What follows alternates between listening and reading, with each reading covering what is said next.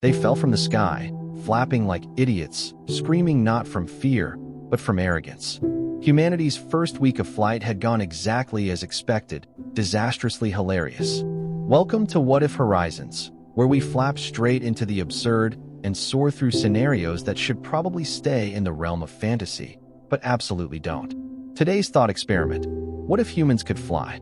Now, before you envision majestic aerial ballets or poetic sunset glides, let's be clear, this isn't some angel-winged fantasy. No halos, no feathers, no CGI quality poses. Just humans, with flappy arms, muscular backs, questionable aerodynamics, and enough mid-air collisions to turn every city's skyline into an episode of airborne bumper cars. So, let's imagine, one bright Tuesday morning, every human wakes up with the ability to fly. No training, no warning, no instruction manual. Just an instinct. A pull in the spine, a tingling in the shoulder blades, a feeling that if you just lean forward and push off, boom, you're airborne. At first, there's euphoria. Children hover inches off the ground in disbelief. Teenagers challenge gravity with gleeful backflips. Parents, still half asleep and holding coffee, float sideways into walls. The world erupts in laughter, chaos, and a truly tragic number of concussions. News anchors float into frame, their papers flying everywhere. Sky traffic begins, immediately, with a level of disorganization only humans can achieve. The first recorded mid-air fender bender involves two insurance adjusters arguing about altitude right-of-way. By day 2, hospitals are overwhelmed, not with flight injuries per se, but with people trying to fly too well. A man in Wisconsin attempts a barrel roll over a barn and lands in a silo full of corn. A yoga instructor in Bali tries sky meditation and falls asleep at 600 feet. A teen live streams his attempt to touch the moon and ends up stuck in a tree for 11 hours. The government panics. The FAA, already struggling with airline delays, now has to regulate millions of human missiles with no license, no control tower, and a complete disregard for physics. They start issuing height limits. No flying above 500 feet without a permit. People ignore it. Drones are deployed. They get hijacked midair by kids using slingshots. The air becomes the new frontier of civil disobedience. Urban planners cry. Skyscrapers now have to be bird-proofed. Office windows are replaced with double-layer shatterglass after a record number of nose-first collisions. Parks install no-fly zones that are immediately violated by swarms of teenagers performing synchronized midair dances called flocks. TikTok is flooded with trends like sky selfies and wing flexes. Then the economy catches on. Flight gyms open overnight. Influencers launch aerial fasting retreats. Capitalism, smelling profit in the upper atmosphere, slaps a price tag on freedom. Companies sell wing weights to tone your flight muscles. One brand markets designer capes that promise better gliding, but mostly make people look like medieval gliders on hallucinogens. There's even a black market for unregulated flight enhancers, mysterious powders, and pills that claim to increase lift. Side effects include spinning uncontrollably and spontaneous nosebleeds. In less than a week, insurance companies add a flight rider clause to every policy. Restaurants build rooftop patios with landing pads. Schools introduce air discipline classes. One principal is found chasing a student midair with a drone-mounted megaphone yelling, "Come down right now, or you're suspended." But of course, the real drama begins with the commute. No more traffic jams? Think again. Picture thousands of angry people in business suits buzzing through the sky at 8 a.m., coffee in one hand, briefcase in the other, flapping erratically like caffeine-deprived pigeons. There's no sky lane discipline, no speed limit, no blinker for left turns. People zip through the air like bugs in a blender. By the end of the first week, several cities establish flight police. They're not effective, mostly because they can't fly any better than the rest of us. But they do carry loud whistles and wear vests that say "stay grounded." Their job? To convince aerial commuters to follow imaginary air lanes using megaphones and guilt. Meanwhile, the rich begin building sky lounges, floating cafes and high-altitude clubs reachable only by flight. VIP airspace is cordoned off. You can float there, sure, but only if you can afford the access codes to the pressure-stabilized hovering platforms. The rest of us? We drink Madeira lattes in parking lots, dodging birds and body odor. And what of romance? The dating world is turned upside down, literally. The classic dinner and a movie is replaced by sky picnics. Couples drift lazily over forests, lakes, and neon-lit cities. But flying dates are unpredictable. One gust of wind, and you're spiraling into a stranger's dinner. There are lawsuits. There are breakups. One man loses his girlfriend to a hot air balloon operator with better core strength. Yet somehow, through the chaos, people adapt. We always do. By the 7th day, flight etiquette begins to form. People learn not to hover too close during conversations. Social distancing finally makes sense in 3 dimensions. There's a quiet agreement not to pass wind mid-flight, though this remains a debated topic on Reddit. Fashion evolves to include wind-resistant materials and sunglasses with chin straps. Hairstyles disappear. Gravity is the new stylist. But for all the absurdity, something strange begins to bloom: freedom. People start seeing their cities from above, not in the way a drone might, but personally. You hover over your apartment and realize your neighborhood is a shape you never noticed. You fly at dawn and watch light unfold over rooftops, unfiltered, unmediated. It's not just transportation, it's perspective. For the first time, people can rise above their problems, literally. And so ends the first chapter of our airborne experiment. By the 2nd week, humans began to believe they were born for the skies. Literally. Schools rewrote textbooks overnight. Homo volans became the buzzword in biology circles. Influencers filmed themselves reading Darwin's On the Origin of Species while floating upside down, claiming this was the final evolutionary step, conveniently skipping over the part where half the population still struggled to stay airborne after more than 3 minutes without wheezing like a deflating accordion. Government agencies scrambled to create a classification system. There were the floaters, who hovered low and slow, mostly older folks or those who had fully accepted gravity as a spiritual companion. Then came the gliders, usually ex-skateboarders and yoga moms with great core strength and too much confidence. And at the top of the pecking order, the flyers. These were the show-offs, the aerobatic daredevils, the self-declared sky gods doing loop-de-loops over shopping malls while the rest of us clutched our ankles in midair cramps. In response, a wave of flight envy swept the globe. People began hiring flight coaches, personal wing consultants, and altitude therapists. One particularly bold startup sold temporary helium injections. Their slogan? Lighten up, literally. The first batch made users float uncontrollably into telephone lines. The second batch exploded near a birthday party. Lawsuits followed. Stock prices soared, then crashed, much like the clients. Meanwhile, urban infrastructure collapsed under the pressure of verticality. Cities weren't designed for people popping up from sidewalks like toast from a malfunctioning toaster. A mayor in Toronto proposed building sky lanes between skyscrapers using rainbow-colored netting. It was adorable and immediately ignored. The UN convened an emergency summit on global aerial etiquette. It failed after the French ambassador hovered dramatically over the Russian delegate, causing an international flapping match and the fastest recorded midair slap since the invention of aviation.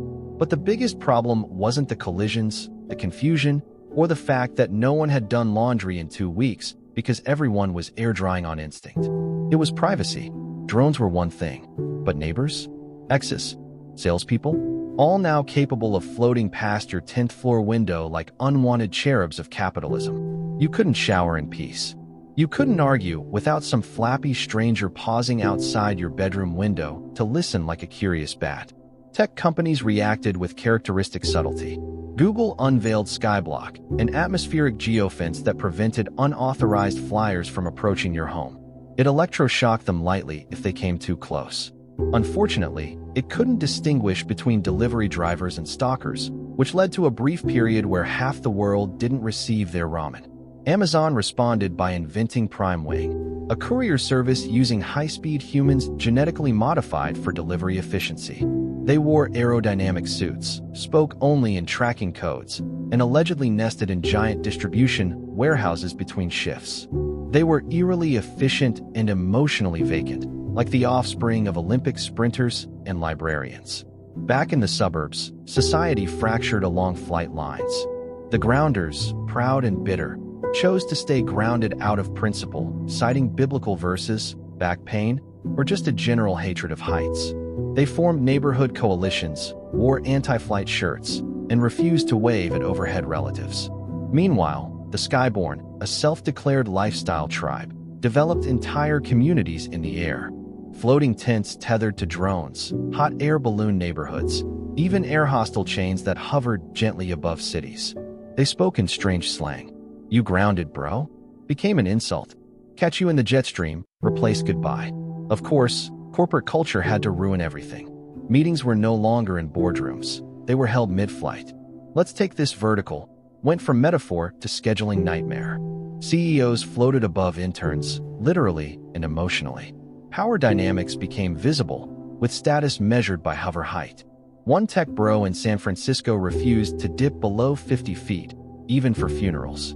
But the worst offense of all, air yoga. Yes, upside-down poses. Breathing exercises performed while drifting aimlessly in breezy parks, narrowly avoiding collisions with pigeons and commuter flocks. Gurus charged $1,500 per session. Their catchphrase? "Let your chakras lift you, until gravity makes a suggestion." Still, amid the ridiculousness, deeper changes began to take root. Children born into this new age didn't learn to walk first, they learned to float. Strollers were replaced with mini harnesses. Lullabies changed to reflect new fears. Rockabye baby, midair in the breeze. When the thermals shift, down go your knees. Pediatricians began prescribing calcium-rich diets and flight rest breaks to prevent toddler turbulence. And in art, a renaissance. Painters took to the skies, creating murals so high up they could only be viewed from the clouds. Poets wrote haikus on wind currents using vapor trails. Musicians recorded albums entirely in freefall, branding it Gravitycore. A controversial ballet troupe performed a midair version of Swan Lake, ending with the entire cast descending into the audience like disoriented geese. But not everyone celebrated this evolution. Religions were divided. Some saw human flight as divine enlightenment, proof of spiritual ascent. Others denounced it as heretical sky arrogance. One particularly enthusiastic sect built a cathedral in the clouds using helium bricks and solar thread. It lasted until a rogue thunderstorm turned it into the world's holiest confetti. As the weeks turned into months, one thing became clear. Humanity had not gained control of the sky. It had simply moved the chaos upward. And the chaos was just beginning. By the third month, flight had shifted from miraculous to mundane, like a new smartphone that still buzzes but no longer impresses. People no longer gasped at hovering children or grandmothers doing aerial pirouettes. They yawned, scratched their heads, and checked their phones mid-glide. The magic of the sky had faded, replaced by traffic jams in 3 dimensions and a new kind of human irritation, altitude rage. It started with air honking. Since people couldn't use car horns in the air, they developed substitutes: plastic duck calls, handheld sirens, even aggressive coughing. Sky commuters invented passive-aggressive flight behaviors like gliding 5 inches in front of someone's nose or hovering slightly too close to their personal airspace. And instead of flipping the bird, people now flapped both arms slowly in sarcastic applause. It was the golden age of midair pettiness. Then came aerial crime. Pickpocketing evolved. Thieves learned to swoop in, snatch phones and wallets, and vanish into the jet stream. Purse snatching became purse snatching and ascending. The first airborne bank robbery was committed by a man in a feathered wingsuit who yelled, "You can't catch me. I'm emotionally unavailable," before vanishing over a mountain range. Governments responded by creating sky police units. Officers trained in pursuit gliding, vertical ambush tactics, and how to fire tranquilizer darts while upside down. Their uniforms included jet boots, neon vests, and unfortunately, capes, because someone in the uniform department had read too many comic books. Meanwhile, the world's airspace became a geopolitical nightmare. Nations began declaring exclusive, sovereign skies. Diplomats met on suspended platforms to negotiate invisible flight borders. The EU proposed a shared hover zone, while the US built something called the Freedom Ceiling, a 30,000-foot altitude line no one could quite define, but everyone was patriotic about. Canada, politely, just asked people to hover responsibly. But the real problem? Sky trespassing. People began crossing borders without realizing it. Hikers floated too high and ended up in Belarus. Beachgoers in Portugal drifted into Spanish airspace mid-nap. One confused couple trying to follow a sunset accidentally sparked a four-nation skirmish and a diplomatic memo titled, "Ballooning is not flying." And of course, where politics go, militaries follow. Airborne warfare became inevitable. The first known air duel took place between two rival mayors who had both claimed the same cloud. Armed only with pool noodles and megaphones, they circled each other like confused hawks while their constituents filmed it for TikTok. The video got 12 million views. Neither mayor won, but both ran for higher office. Pun intended. Next came the sky arms race. Nations competed to develop the most advanced aerial tech: winged exoskeletons, hover-capable tanks, weather-resistant uniforms. Russia built storm-proof fighter helmets. Japan developed anti-bird radar systems. The UK commissioned a squad of elite air bards to compose intimidating national anthems to be sung during flight formations. Soon, wars weren't fought over land. They were fought for control of the stratosphere. But while governments militarized, civilians turned flight into fashion. Literally, high-end brands launched Sky Couture, clothing that flapped stylishly while reducing wind drag. One designer unveiled a zero-gravity gown that billowed like a jellyfish but cost as much as a small island. Influencers promoted Madeira poses that made cheeks look less wind-slapped. Windburn cream became a billion-dollar industry. Of course, not all innovations were useful. One startup tried marketing flight scent pods, tiny fragrance bombs that exploded midair, releasing pheromones to attract other flyers. Unfortunately, one malfunctioned during a wedding proposal, drawing in a swarm of seagulls and 3 confused skydivers. The bride declined, and just when things couldn't get weirder, someone asked the inevitable question: can we build cities in the sky? Thus began the floating metropolis movement. Engineers, architects, and megalomaniacs teamed up to design sky settlements tethered to balloons, magnetic clouds, or in one unfortunate case, wishful thinking. The first prototype, Aerotropolis 1, was a floating shopping mall powered by solar fans and optimism. It hovered for exactly 6 hours before tipping sideways, launching 1,000 customers and one terrified food court pianist into the trees below. Reviews were mixed. Still, the dream persisted. By now, Earth's surface was becoming passé. People abandoned ground-level real estate in favor of rooftop co-ops and Madeira apartments. Ground dwellers were dubbed dirties, unfairly blamed for everything from turbulence to gravity. Even dating apps filtered by altitude. One popular tagline: looking for someone who lifts me up, literally. Yet beneath the excitement, something darker took shape: altitude inequality. It turned out, not everyone could fly equally. Some had weaker backs. Some suffered vertigo. Some just didn't have time to maintain glute strength. As elites rose, literally, those stuck near the ground began protesting. Marches were held under hovering politicians.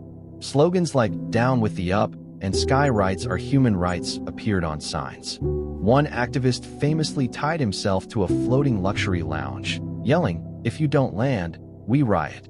But the Skyborn were too high, emotionally and physically, to listen. And so, cracks appeared, not just in the system, but in the people. Because while humanity had taken to the air with glee, it had brought its old problems along. Hierarchy, greed, vanity, bureaucracy. The only thing that had changed was the direction in which we measured status. Not by square footage, but by altitude. The great irony of human flight wasn't that we defied gravity. It was that we immediately found ways to ruin it. By the 4th month, the novelty had worn off, and the sky was just another overcrowded, overregulated, overpriced mess. Turns out, wherever humans go, they bring HOA meetings, parking tickets, and emotional baggage. Yes, even to 10,000 feet. Enter the era of sky bureaucracy. It began with something innocuous, a permit. Specifically, the High Altitude Mobility Certificate, or HAMC, which you now needed if you wanted to fly above 200 feet for more than 15 minutes. HAMC was administered by the Department of Vertical Transportation, a brand new agency that managed to become the most hated institution on Earth within a week. Its logo was a pigeon wearing a judge's wig. Its motto, "Permission to ascend is a privilege, not a right." To apply for HAMC, you needed a background check, an airworthiness inspection of your body, a 16-hour online course called Sky Safety in You, and, crucially, a notarized wing responsibility pledge which stated you would not hover near private windows, drop glitter from the sky, scream, "I am a god," while above public playgrounds. The pledge was widely ignored. Meanwhile, the black market soared, pun fully intended. People forged altitude stickers, bribed sky inspectors, and held underground flight festivals in abandoned weather balloons. The most infamous? Cloudchella, where thousands of young people gathered in the upper troposphere, wore floating flower crowns, and listened to EDM remixes of bird calls. At least 12 attendees were blown into the Himalayas. One landed on a monastery and was declared a reincarnated lama. But while the youth were busy chasing clouds, the rich took it further. They didn't just float above the rest of us. They built above us. Entire airborne gated communities emerged, tethered to drones the size of cruise ships. These private sky islands had zero-gravity pools, windbreakers hand-stitched from Pegasus feathers, and delivery services that dropped foie gras by parachute. Their name? The Etherians. They spoke a dialect of corporate Latin, held galas in the stratosphere, and referred to earthbound citizens as surface dwellers. One Etherian influencer posted a video of herself sipping oxygen-infused cocktails while watching a thunderstorm from above the drama. She was later voted Most Slappable Human of the Year by the Global Grounders Union. Of course, social unrest followed. Protests erupted. Grounders formed resistance balloons, massive floating platforms filled with chanting activists and crude anti-Etherian graffiti like "Eat altitude" and "Your Wi-Fi sucks up here." A group of poets floated through rich airspace, trailing giant banners with sarcastic sky haikus. You build clouds from gold, but can't land without crying. Gravity wins, fool. The movement gained traction. The slogan, "Wings don't equal worth," spread. A hacker group known as Downfall disabled hundreds of private altitude stabilizers, sending dozens of luxury sky pods gently, but humiliatingly, drifting back down to parking lots. But while the class war raged, another issue loomed: air congestion. The sky, once vast and poetic, had become a three-dimensional traffic jam. Altitude stacking was introduced, certain altitudes reserved for specific purposes. 0 to 100 feet was for pedestrians, 100 to 300 for commuting, 300 to 500 for leisure. Anything above that, VIP only. Of course, no one followed the rules. Sky rage incidents tripled. Midair fender benders became full-on brawls. People kept emergency umbrellas not for rain, but for falling cyclists. One viral video featured a brawl between a jazz saxophonist, a wingsuited accountant, and two screaming baristas, all tumbling into a church steeple during a fight over who had right-of-way during a cloud roundabout. The sky had become what the streets once were: loud, angry, and deeply stupid. And amidst the chaos, people began to ask, was it worth it? At first, flying had felt like freedom. But now, it was paperwork, injuries, overpriced gear, and the gnawing realization that humans had somehow taken the most liberating gift imaginable and used it to cut each other off midair while yelling profanities in 7 languages.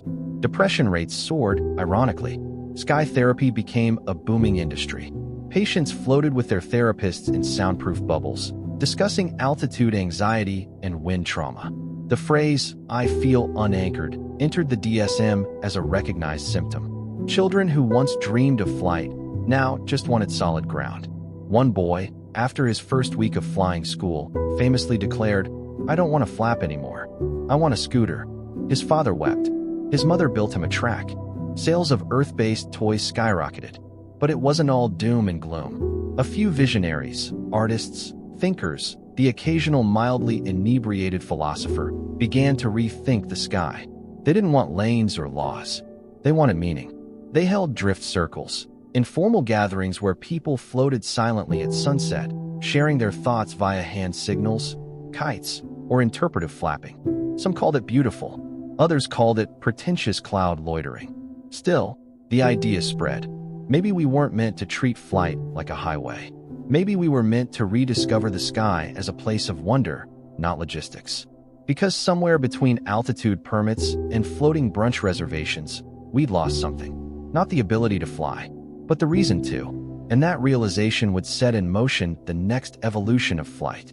By the time humanity realized it had commercialized flight into oblivion, it was already too late.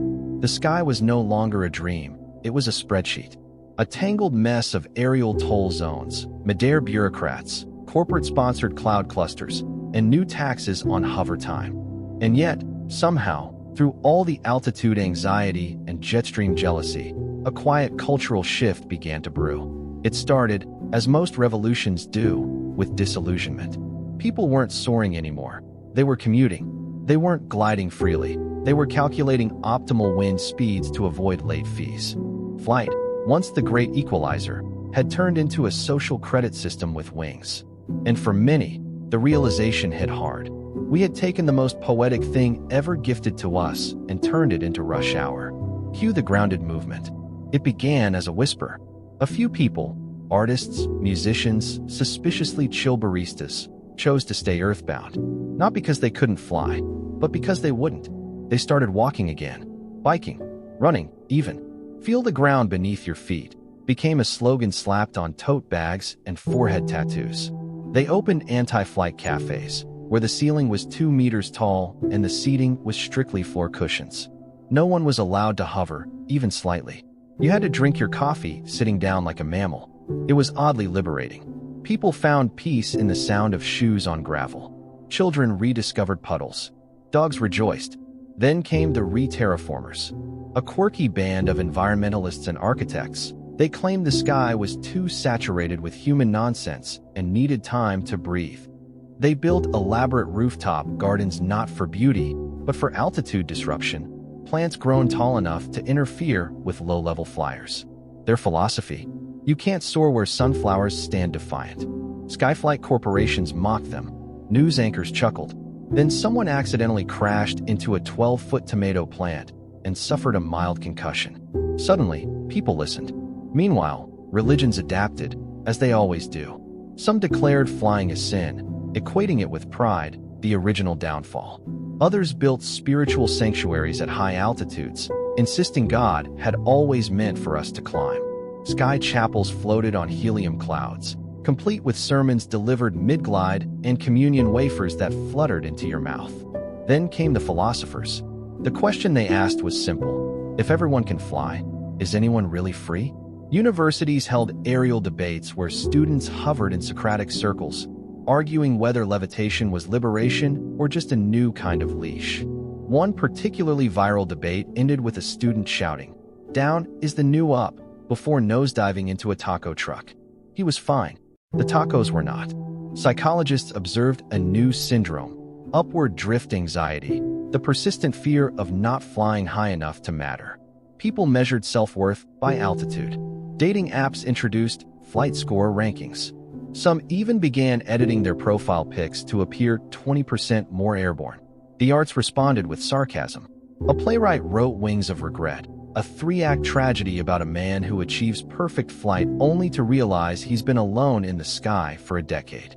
It ends with him crashing into a billboard advertising motivational quotes. The quote, "Aim higher." In music, a resurgence of groundcore took hold. Bands with names like The Crawlers and Soul on Soul sang songs about dirt, roots, and the sex appeal of standing still. One surprise hit was a lo-fi ballad called Let's Just Sit Down, which topped charts for 14 consecutive weeks, despite containing only 3 chords and a whisper of crushed gravel. But perhaps the greatest irony came from the innovators, the very people who had once celebrated airborne chaos. Having climbed every possible altitude, humanity grew bored. The sky had no edge, no ending, no mystery. You could fly to the clouds, sure, but then what? There were no dragons, no castles, no revelation waiting behind the stratosphere. Just colder air and the same existential dread, now with windburn. And so began the return to purpose. Governments launched new initiatives encouraging people to fly with intention. Don't flap aimlessly, one public service ad warned. Fly somewhere meaningful. Sky tourism gave way to flight sabbaticals, extended breaks where people were encouraged to reflect on their vertical habits, journal mid-glide, and contemplate the metaphysical weight of air. Schools introduced flight ethics. Children were taught the philosophy of lift and fall, the importance of descent, and the moral obligation not to hover directly over someone's backyard barbecue. They recited poems like, "To float is easy, to land is wise. Not every height is meant to rise." Parents wept. Teachers cried. Drones clapped.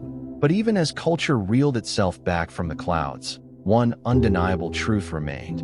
Humans could fly. And once you can fly, you never quite forget. No matter how grounded you become, no matter how many walkathons or gravel meditations you attend, that spark, that itch between your shoulder blades, never goes away. Because flight, for all its chaos and capitalism, had changed us. Not just physically, but spiritually. We'd glimpsed a new dimension. We'd lived above it all. We'd hovered in the middle of storms and laughed. And maybe that wasn't something to reject. Maybe it was something to balance.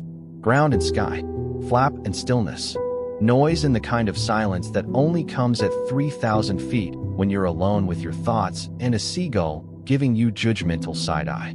That balance, fragile, ridiculous, beautiful, is what the world would try to find. Balance, of course, was easier said than done. Humans, once granted the power of flight, were about as good at balance as a cat on roller skates. For every grounded meditation circle that chanted in gravel gardens, there were 5 adrenaline junkies ziplining between skyscrapers wearing nothing but neon Speedos and aviator goggles. And society, as it does, was split right down the middle, between those who wanted to rise above and those who wanted everyone to come back down to earth, both literally and metaphorically. But out of the confusion came an unexpected savior, gravity. No, gravity didn't suddenly become stricter. It just reminded everyone that she never left. After months of unrelenting airtime, humans started to notice the toll. Lower back pain became a global epidemic. Orthopedic specialists were booked solid with what they called wing fatigue syndrome, a delightful cocktail of shoulder strain, spine compression, and the general regret of pretending to be a hummingbird for too long. Doctors issued stark warnings.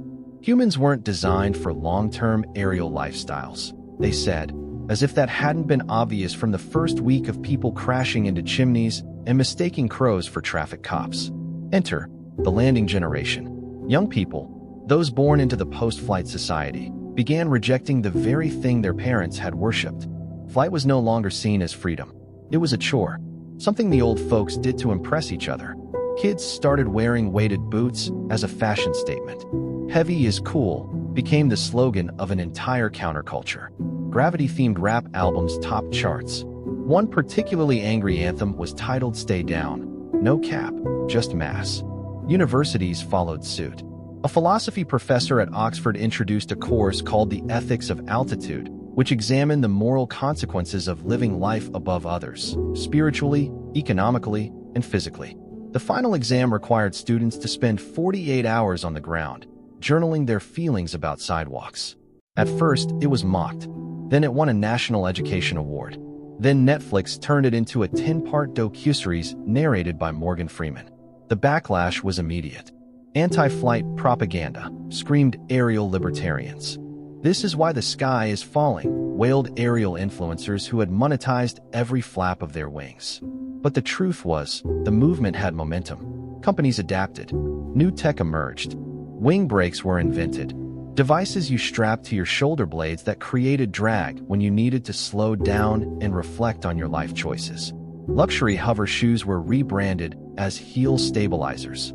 Yoga studios offered descent meditation, where participants slowly sank from ceiling to floor over 90 minutes while whispering affirmations like, "I am not above the moment." Still, not everyone was on board. The Sky Fundamentalists, a group of hardcore flight purists, refused to descend. They claimed the ground was a lie, a mental construct invented by governments to suppress the natural state of human levitation.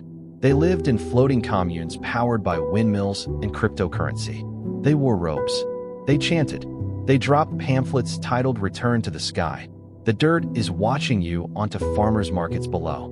Ironically, most of them were funded by very grounded real estate empires. And through it all, the world tried to normalize. There were new laws, flight curfews, altitude zoning, maximum hover hours. There were new social customs. People started greeting each other with gentle bobs instead of handshakes. One airline introduced human rest zones on plane wings where long-distance flyers could land and stretch their legs mid-ocean. Then, something odd happened. People started missing airports. Yes, the same airports they once loathed. The endless lines, the overpriced sandwiches, the security checks that always found that one rogue paperclip in your bag. Why? Because airports had rules. Structure. They were predictable. The sky? It had become an emotional roller coaster. Unregulated, chaotic, and filled with passive-aggressive hoverers who judged your altitude like wine snobs at a cheese tasting. In response, a group of architects launched a revolutionary concept: airports for people. Not for planes, for people. Floating terminals with check-ins, boarding zones, sky bridges, and even baggage claim. Mostly symbolic, since no one carried luggage anymore. There were waiting areas where you had to sit, until your elevation group was called. The project was hailed as retro-modernist nostalgia chic. Also, people finally stopped colliding with each other over grocery stores. But as flight became increasingly bureaucratic again, a spiritual crisis began to rise. People asked, why did we even want to fly in the first place? Was it about liberation, or was it escapism? Did we soar because we were curious, or because we were tired of what was beneath us? Philosophers dug in. Theologians debated. One monk famously declared, "To fly is divine, but to descend is enlightenment."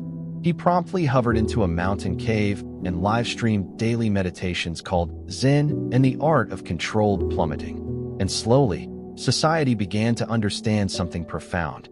Flight was never the answer. It was a question. A beautiful, chaotic, absurd question we weren't quite ready to answer. And maybe that was the point. Because even if we learned how to fly, we were still human, still flawed, still yearning, still stuck with the same messy desires, no matter how high we floated. By the end of the year, humanity had changed, not just its altitude, but its attitude. People flew less, but with more meaning. They walked more, but without resentment. They stopped seeing the sky as a place to conquer and began treating it as a space to experience. And while the chaos never fully went away, this is Earth, after all, something new had emerged. Perspective.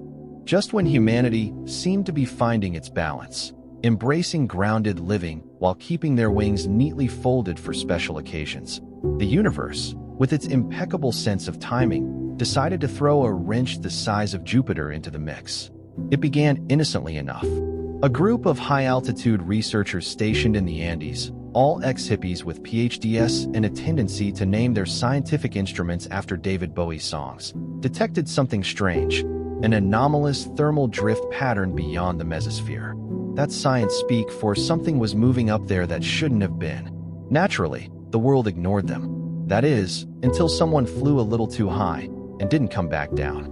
His name was Travis Skytoucher Jenkins, a popular vlogger best known for skydiving into volcanoes and reviewing energy drinks mid-flight.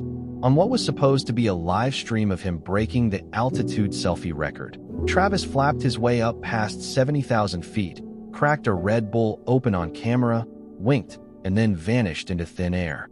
Literally, the feed cut out. No sound, no scream, just nothing. At first, fans thought it was a stunt. A clever trick, a brand campaign for gravity itself. But Travis didn't return. Then it happened again, and again. 15 cases in 2 weeks. Every one of them involving someone pushing past a mysterious vertical boundary no one had known existed. The media called it the Skyline. Scientists scrambled to explain it. Was it a weather anomaly? A spatial rift? A glitch in Earth's atmospheric code? Religious leaders, always ready with poetic nonsense, called it the threshold of Ascension. TikTok called it #FloatToGodChallenge and nearly got a generation wiped out in 48 hours. But the truth was even stranger. An independent group of physicists, philosophers, and one suspiciously well-funded YouTuber pulled their data and made a stunning announcement. The sky had a ceiling, not a literal one, but a metaphysical one. A barrier, soft, invisible, undetectable until crossed, where our dimension just thinned, like the crust of a pie just before the filling spills into something else entirely. Beyond it, no one knew. Travis didn't tweet, and Travis tweeted everything.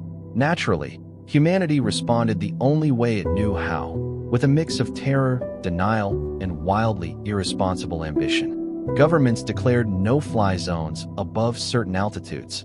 Entrepreneurs declared exclusive launch zones. Conspiracy theorists insisted this proved Earth was actually a simulation running on a laggy server. One particularly aggressive flat-earther proclaimed, "See, I told you there was a dome." But while the public panicked, a new movement emerged, equal parts spiritual and scientific. They called themselves the Ascendants. Their belief? That the skyline wasn't a barrier, it was an invitation, an evolutionary checkpoint, a final exam in the syllabus of sentient life. To them, those who vanished beyond the skyline weren't lost. They had graduated. They'd evolved past the physical, past the emotional, even past taxation. Their leader was a soft-spoken woman named Dr. Nina Voss, a former astronaut turned philosopher who once spent a year in the International Space Station studying cosmic loneliness. She spoke calmly, like someone who had seen the edge of the void and found it full of opportunity. Her message? Flight was never about height. It was about transition. People mocked her at first, until she, too, vanished. In front of a live crowd. Mid-sentence. 1 second, she was lecturing about quantum membranes and soul frequencies. The next, a ripple in the air, a burst of light, and a pair of sandals spinning gently to the ground like the aftermath of a very spiritual tornado. That changed everything. Suddenly, flight wasn't just a physical novelty. It was a spiritual gamble. To fly too high was to risk ascension, or annihilation, or maybe both, depending on your therapist. And so began the age of the sky temples. All over the world, high-altitude launch platforms were repurposed into places of ritual. People would ascend in silence, say their goodbyes, and rise toward the skyline in slow, meditative spirals. Some returned. Some didn't. Some screamed halfway up and demanded to be lowered immediately. These people were affectionately referred to as the spiritually curious. Pilgrimages became common. Old rivalries faded. What was once a chaotic, bureaucratic nightmare of air traffic and hover permits had transformed into something solemn, even sacred. People floated not for ego, not for fun, but for answers. Even the grounded got involved. They stood below, holding lanterns or playing music or just staring upward, wondering if the ones who vanished had found peace, or a giant cosmic printer jam. But while some saw mystery, others saw opportunity. Tech companies quickly offered Skyline packages, complete with nano wings, biometric feedback suits, and real-time streaming in case you wanted your final moments projected on a digital billboard in Times Square. Apple released the iAscend, which monitored your spiritual vibrations and suggested optimal playlists for transcendence. The default song? Rocket Man. And yet, the question remained, where were they going? Satellites detected no anomalies. There were no distress signals, no alien comms, not even a single "help me" written in cloud vapor. Just silence. It was either incredibly profound or a cosmic prank with a long fuse. And then came the returner. Yes, that's right. One day, a man fell from the sky. No wings, no equipment, just a very confused individual in a bathrobe, sandals, and with a dazed expression that suggested he'd seen at least one alternate dimension where lizards ran the stock market. He crash-landed in Kansas, stood up, and whispered, "You wouldn't believe the parking situation up there." He didn't remember much. Just colors, sounds, a sense of being watched, but kindly, like a grandmother judging your life choices from another dimension. He said there were others, that they weren't alone, that the skyline was a door. So there it was, a door in the sky. Not a literal door with hinges and a creaky doorknob, but a metaphysical checkpoint where physics handed you a waiver and said, "Beyond this, you're on your own." And now, someone had come back through it. Returned not as a prophet or a demigod, but as an underdressed man in a bathrobe babbling about universal bureaucracy and suspiciously polite beings made of light. His name was Colin. Just Colin. According to him, the beings on the other side didn't really do last names. Or pants. They communicated via harmonic resonance and something he described as emotional pollen. It all sounded very woo-woo until scientists ran tests and confirmed he was emitting background radiation inconsistent with any known Earth environment. Also, his internal organs were slightly rearranged. Not dangerously, just enough to confuse every medical student on the planet. The world, predictably, lost its collective mind. News anchors screamed. Philosophers wept. Instagram influencers declared they were so ready for enlightenment and began selling Skyline-themed skincare kits. Conspiracy theorists flooded the internet with diagrams proving that Ascension had been planned by the lizard elite since the invention of stairs. But beneath the noise, one thing was clear. The skyline was real. It could be crossed. And now, it could be returned from. Naturally, governments did what governments always do in the face of paradigm-shattering revelation. They panicked, then held a summit. The United Nations launched the Sky Initiative, appointing a special council to investigate the phenomenon. It was made up of scientists, spiritual leaders, aerospace engineers, and one former circus acrobat who insisted on being referred to as the Ascender General. Together, they began drafting what became known as the Celestial Protocols, a long, overly complicated document that basically said, "Please don't fly into the unknown without telling someone first." Meanwhile, a new kind of traveler emerged, the cosmonauts of consciousness. Not astronauts. These weren't space-bound professionals in million-dollar suits. These were people trained to fly into the skyline not just with bodies, but with minds and intentions. Part monk, part physicist, part performance artist, they combined flight training with meditation, emotional detoxing, and a strict diet of chia seeds and existential humility. Their goal? Not conquest, not escape, exploration. They ascended in carefully monitored teams, supported by ground crews of scientists and very nervous parents. Most returned.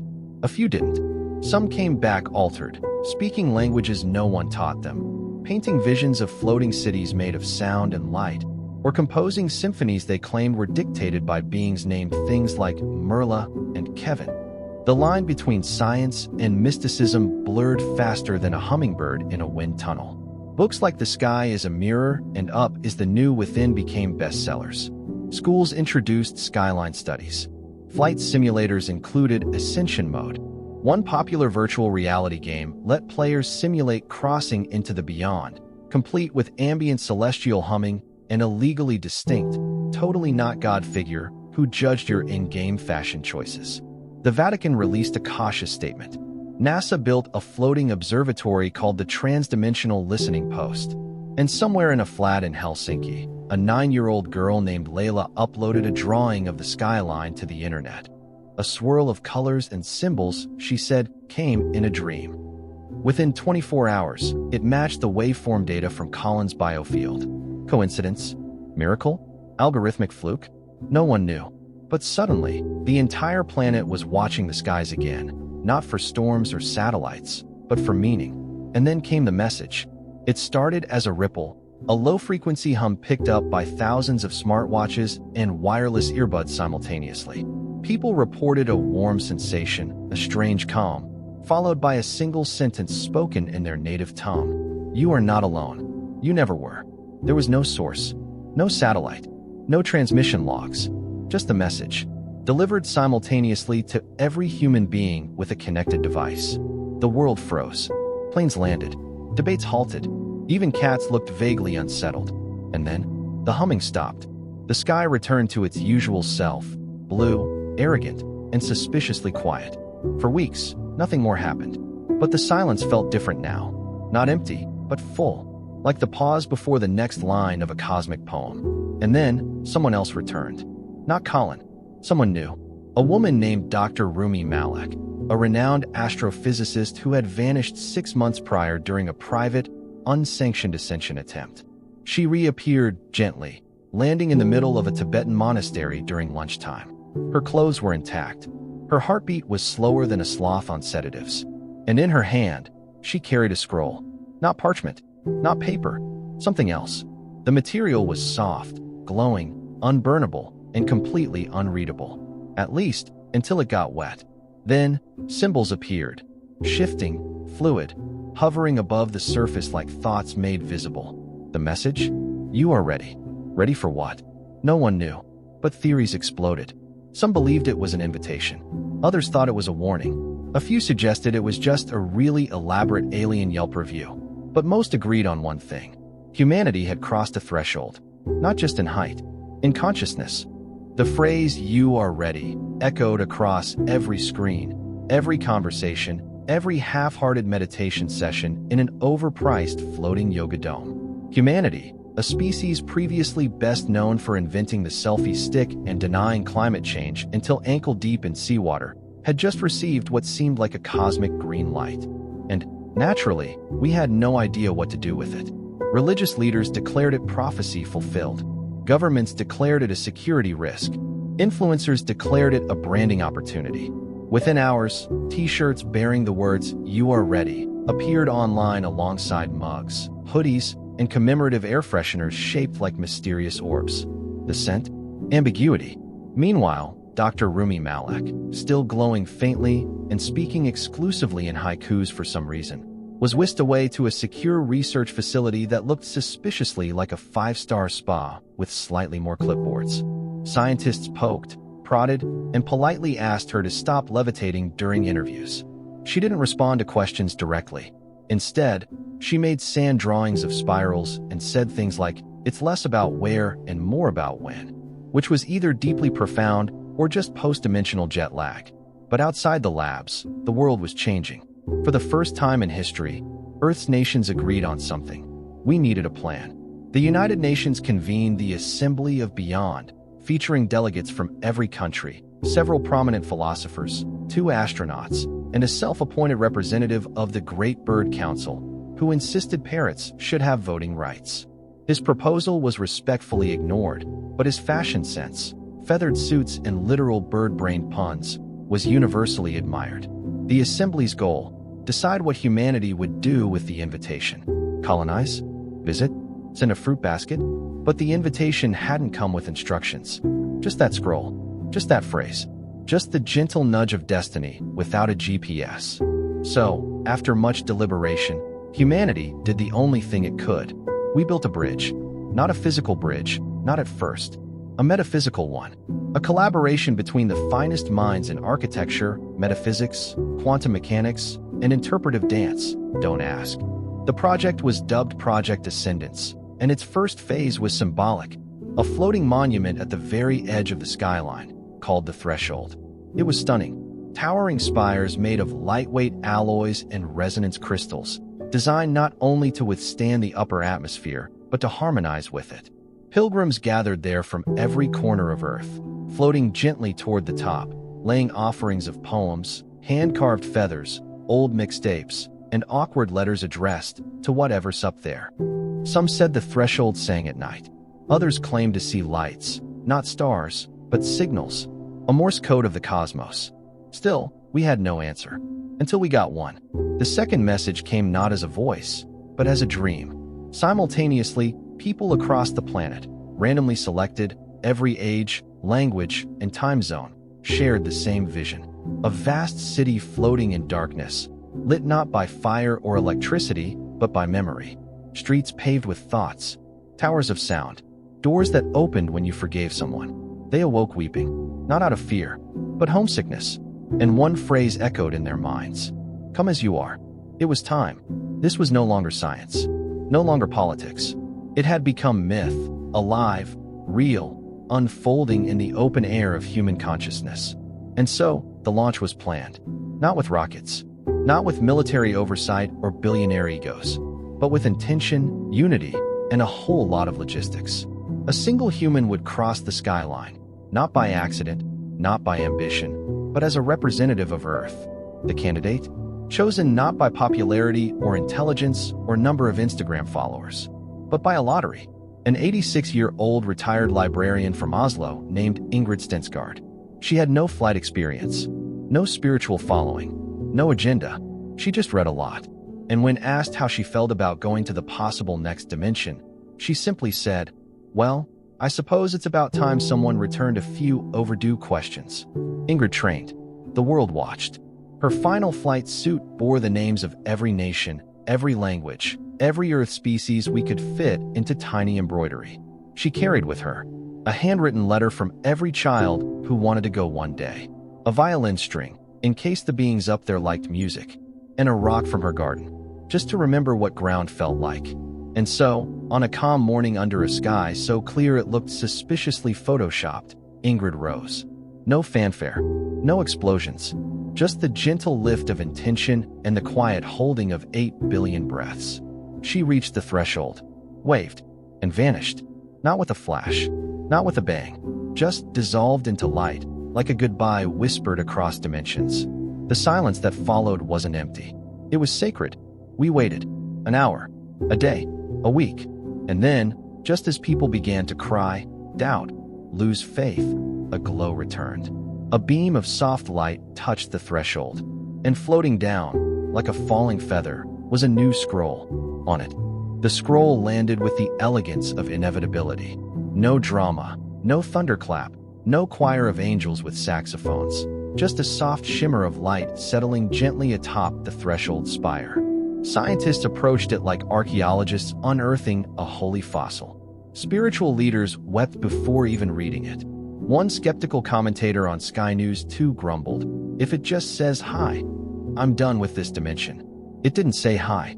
The scroll unfurled itself midair, as if impatient with human ceremony. Symbols danced across its surface, morphing faster than linguists could panic. Then, the letters stilled into something stunningly familiar. Plain Earth language. All of them. Simultaneously. You read it in your mother tongue, no matter who your mother was. And it read, "Thank you. She arrived safely. She is delightful. You are still becoming. But you are welcome." No signature. No coordinates. No warranty. Just those 5 lines. And a warmth that radiated from the scroll into every heart, like a cosmic group hug with slightly divine overtones. Humanity stood still. Then it danced. And not metaphorically. All over the world, people began celebrating. In the streets, in the air, in backyards and ballrooms and badly designed mall atriums. Flight took on new meaning again, not as escape, not as achievement, but as expression. Poets compared it to jazz. Children flapped not to rise, but to play. And Ingrid, beloved, be-embroidered Ingrid, became the most celebrated traveler in human history. The fact that she never physically returned only added to her legend. Conspiracy forums called her Sky Grandma. Nations dedicated gardens in her name. Someone made a hit musical titled Ingrid and the Infinite Library. It won 8 Skiltons. Those were the new Global Arts Awards. Now that flight-based performance was a thing. Meanwhile, Earth settled into a strange and beautiful peace. The threat of extinction didn't vanish. Climate change still needed fixing.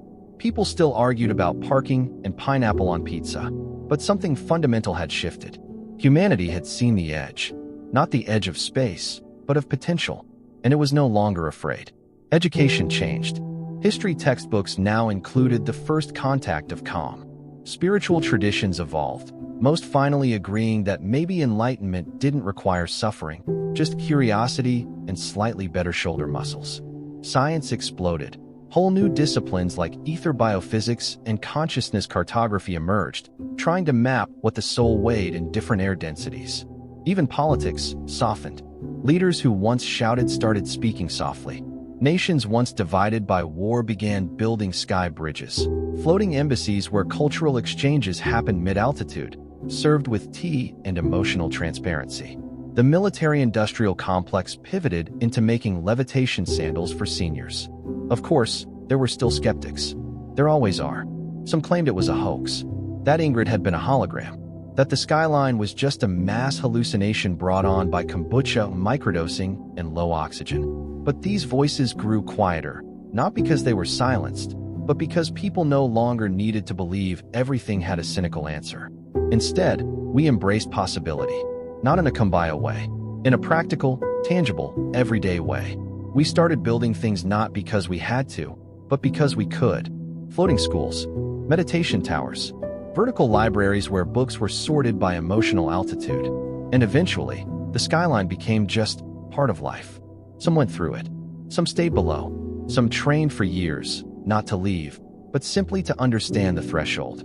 It became a rite of passage, not of status, but of reflection. People stopped asking, "What's up there?" They started asking, "What's worth bringing with us?" And in that question lay the quiet genius of the whole thing. The beings, or energies, or whatever benevolent grammar nerds ran that higher realm, hadn't given us a map, or technology, or weapons. They hadn't handed us power. They'd handed us a mirror, a choice, a door without a doorknob, an open invitation with no RSVP deadline. You are welcome, not you are ready to conquer, or you are worthy of ascension. Just welcome, as you are. Flawed, beautiful, confused, hungry, tired, occasionally enlightened, usually by accident. That was the gift. And humanity, awkward, glorious humanity, finally learned that flying was never about escaping gravity. It was about understanding its purpose. Ground gives us meaning. Flight gives us perspective. The best of us now live in both. And so, if you ever find yourself looking up, wondering what's beyond the blue, remember, you don't have to go anywhere to matter. You don't have to cross the skyline to count. But if you do decide to rise, do it with love, do it with intention, and maybe, just maybe, bring a good book. Ingrid would have wanted that. This has been What If Horizons, where the sky is no longer the limit, just the beginning. Until next time, keep your head in the clouds and your feet somewhere meaningful.